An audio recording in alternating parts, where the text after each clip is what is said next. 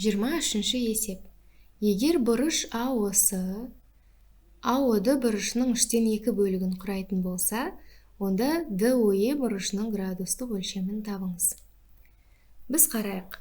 АО-сы бұрышы деген ол міне мынау бұрыш. Ал АО-ды бұрышы деген ол көріп тұрмыз, ол тік бұрыш.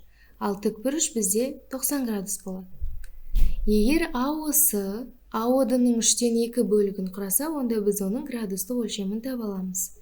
Бұрыш АО-сы, бірінші деп қояйық, тең 90 градустың 3/2 бөлігіне.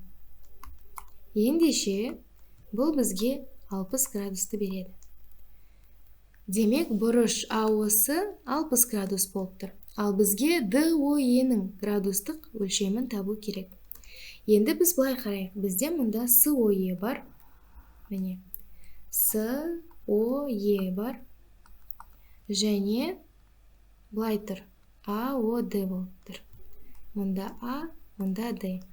Егер мұнау бізде 90 градус болса, ал мұнау 60 градус болса, біз мұнау бұрышты қалай табу керектігін білеміз. Себебі СОЕ ол бізде жазыңқы бұрыш, 180 градус болып тұр.